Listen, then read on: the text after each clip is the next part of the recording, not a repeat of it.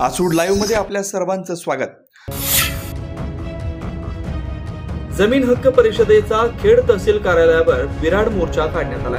भामसखेड आदिवासी भुजला शैन मत्स्य संस्थेमध्ये आदिवासी मच्छी मारणारे, मासे मारण्यास मज्जाव करणारे संस्था अध्यक्षांच्या विरोधात व एलवाडी येथील गायरान जमिनीवरील 1994 पासून वास्तव्यास असणाऱ्या पालेधारक भटक्या विमुक्त समूहातील समाज बांधवांना अद्याप पिण्याचं पाणी, सार्वजनिक शौचालय, जन्म मृत्यूच्या नोंदी, मुलांचं शिक्षण इत्यादी अधिकार नाकारणाऱ्या प्रशासकीय यंत्रणेच्या विरोधात यालगार पुकारून महापुरुषांना पुष्पहार अर्पण करून पायी रॅली आयोजन करून तहसीलदार खेड यांना निवेदन देण्यात आलं। निवेदनाच्या आधारे कारवाई होईल तेव्हाच खरं। जे आदिवासी बांधव आमचे त्याचा जगण्याचा अधिकार नाकारतोय आणि म्हणून त्यांच्यावरती तुम्ही तशा प्रकारचे सेक्शन इन्व्हॉल्व करून इन्क्लूड करून गुन्हा दाखल करावा।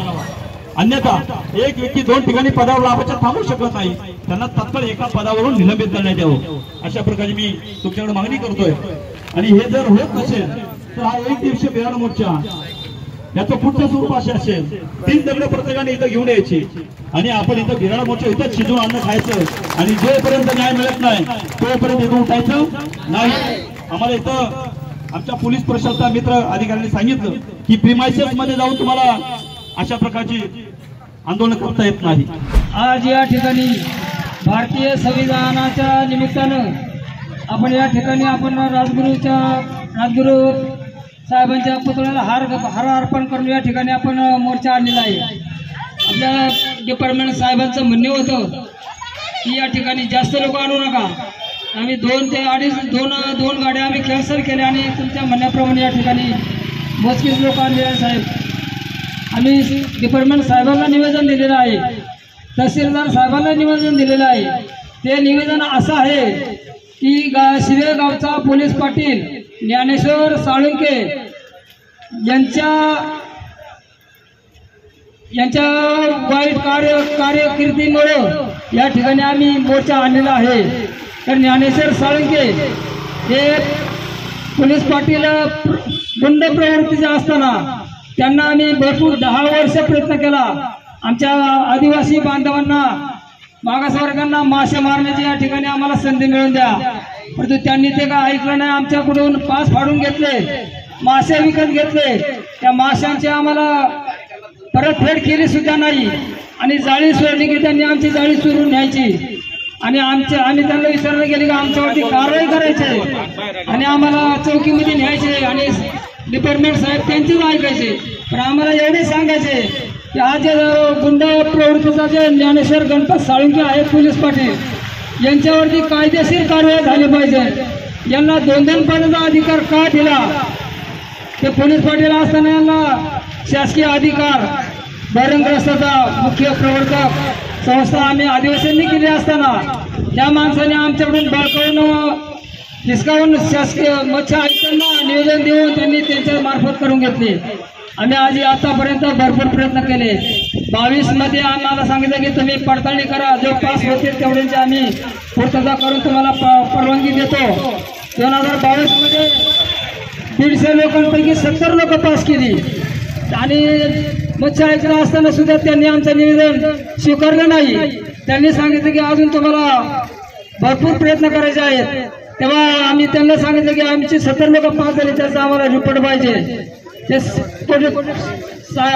ज्ञानेश्वर साळुंके पोलीस पाटील यांनी त्याला मायनस केलं आणि त्यांनी सांगितलं की मला ही पडताळणी पास नाहीये, यांची पुन्हा पडताळणी घ्यायला पाहिजे। तर सर्वांना निवेदन सांगतो की 1/1/2024 पहिल्याच वर्षाच्या पहिल्याच महिन्यामध्ये पहिल्या दिवसामध्ये आमची पुन्हा पडताळणी घेतली, 100 लोकांची पडताळणी घेतली। त्यांनी आम्हाला पाण्यात पोहून दाखवायचं, टिपोवर बसून जाळी सोडून दाखवायची, जाळी फेकून दाखवायची आणि महिला मंडळाला यांच्यावरती घाणेरडा उद्योग करून त्यांना पाण्यामध्ये पोहायला लावलं। ते भामसखेडचं धरणचं पाणी इतकं जड होतं, आम्ही त्या आयुक्तांना सांगायचं की एखाद्या महिलेला जर त्रास झाला तर याला जिम्मेदार कोण? तर ते म्हणले नाही, ते जाळी सोडतात, मग त्याला पोहायलाच पाहिजे। हा असला उद्योग तुम्ही करता, मग आम्हाला आमची किती लोक पास झाली त्यांनी आम्हाला डिक्लेअर केलं नाही। म्हणजे 8 दिवस तुमचा निर्णय देतो। 8 दिवस गेले, 15 दिवस गेले, सारखं आम्ही त्यांना टोचन करीत राहिलो। ते म्हणायचे पुढच्या महिन्यात गेले, आता 10वा महिना निघाला आहे। आणि 10 महिने झाले तरी त्यांनी आम्हाला अजून काही त्या निवेदनाची प्रत दिलेली नाही सर. तर आम्हाला सगळ्या आदिवासींना गोरगरिबांना त्यांनी वंचित ठेवलं, लोकांची मोलमजूर करायला लावली आणि लोकांचं कर्ज काढून जाळी सोडली. तेवढी जाळी त्यांनी चोरून नेऊन त्यांच्या वाडग्याच्या कुपनाला, गवताच्या कुपनाला त्यांनी कुपन केलं त्याचं. तर अशा प्रवृत्तीचा पोलीस पाटील शेळगावचा हा या पदावरती राहिलाच कसा, 2 पदाचा हा भार स्वीकारतो कसा, शासनाला हे आवडतं कसं. म्हणून आमची यही मागणी आहे की त्याला पोलीस पाटलावरती दहशत असावी की आमच्या धरणातून जो अध्यक्षाचा त्यांनी भार उचललाय तो त्यांनी तिथून त्यांनी राजीनामा द्यावा आणि त्या धरणाला आम्हाला परवानगी द्यावी. हे धरणाची संस्था आदिवासी प्रचार विभाग या आमच्या मालकीची आहे, आम्ही स्वतः करून दिलेली आहे. त्यांना कुठलं हाफिज माहीत नाही, त्यांना धरणात उतरायचं माहीत नाही, ते आमचा पाहुणेच ते शिकले आहेत. तर आम्हाला एवढंच म्हणायचं की असला पोलीस पाटील आमच्या या धरणावरती ठेवू नये.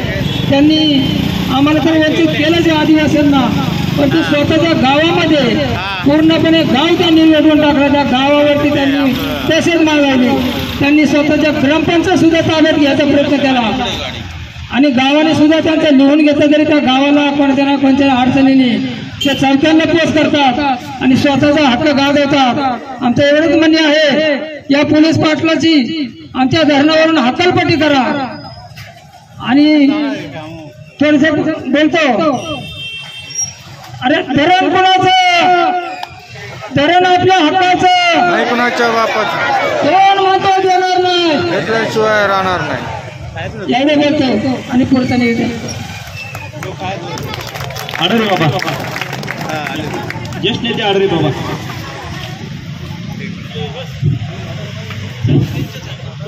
आज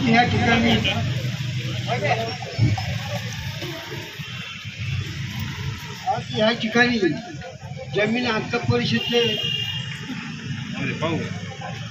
अध्यक्ष भाऊ यांच्या मार्गदर्शनाखाली आपण आज हा गोरगरिबासाठी लढा सुरू करून मामलेदार कचेरीवर मोर्चा आणलेला आहे. या ठिकाणी संविधानाने आपल्याला जन्म मरणाचा, आपल्या स्वातंत्र्याचा हक्क दिला आहे. त्या हक्काची तिथं सांगितलं त्यांनी शिका आणि कमवा आणि जागा ह्या घोषणेच्या प्रमाणे आपण आज ह्या ठिकाणी मोर्चा आणलेला आहे. तर गेले 47 वर्षापासून आपला देश स्वतंत्र झाला तरी आपल्याला आपली गरिबी अजून हटलेली नाही, आपल्याला नीट जगता येत नाही. ह्या मोठ्या दांडग्यांच्या आश्रयाखाली राहून ते आपल्याला जे वंचित ठेवायचं काम केलंय, अस्पृश्य निवारण करण्याचं काम न करता यांनी आपला अस्पृश्यतेचे जे उलट हक्क देऊन आपला हुसकून लावण्याचा प्रयत्न चालवला आहे. तर या लाईव्ह करता रोहन सोनवणेसह राहुल सावंत, पुणे, खेड.